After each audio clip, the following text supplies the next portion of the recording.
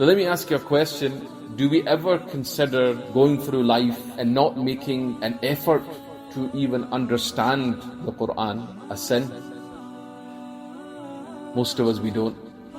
And the sad thing is that, look, we spend a lot of time, me, myself, you become an engineer, you become a doctor, you become a businessman, you'll have some value in life, you feel content that you've achieved something, but do we never feel even the slightest bit of regret that this kitab that was sent as a guidance for you and me, for mankind, that we've not even made one effort to understand what Allah Ta'ala was saying to me? The Quran is not only just for reading. The ultimate purpose is to understand its meaning so we can act upon the Quran. And why we're not able to do this is that the reality is that the love of the dunya has creeped into everyone and any one of us. When there's a bayan or a lesson or a class taking place, shaitan only has to put a few excuses, a few yawns in between, and it'll be too much for us. But when it comes to something, when we want to chase in the dunya, then nothing can distract us. That notification that pops up on our phone, it bugs us, it annoys us, that your phone is buzzed in salah. Let me finish my salah to see who is it that's messaged me, what do they have to say about me, what was the comment on my recent post, what was the comment on my recent tweet.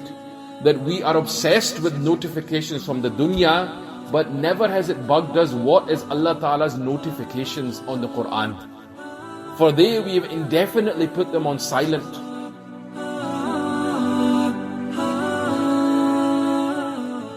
For those young people that you're engaged to somebody, you're getting married, and she sends a message through the father, automatically your brain it doesn't matter, you're worried, what's this person said to me?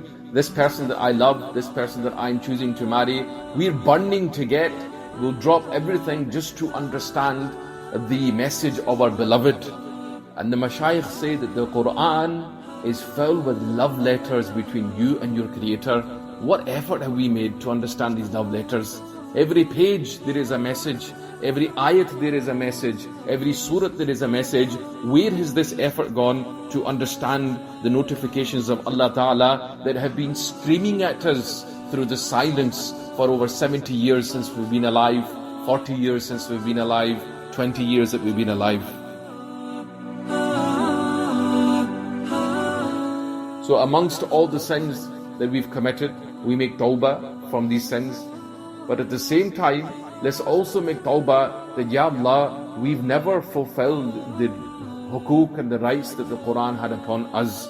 We've never actually made an active effort to try to understand what you were trying to say to me, even though I had time, even though I had health, even though I perhaps even had teachers that were willing to give me this opportunity.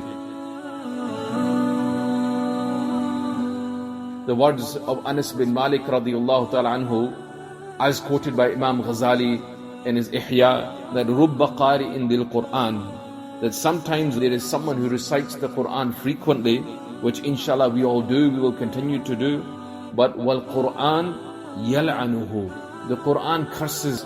Now sometimes the scholars, they say that this is to do with people who do not fix their recitation, which of course is an obligation. But another ulama, they suggest that no, perhaps this could also mean those people that read the Quran but they've never made the effort to even start or understand the words of the Quran.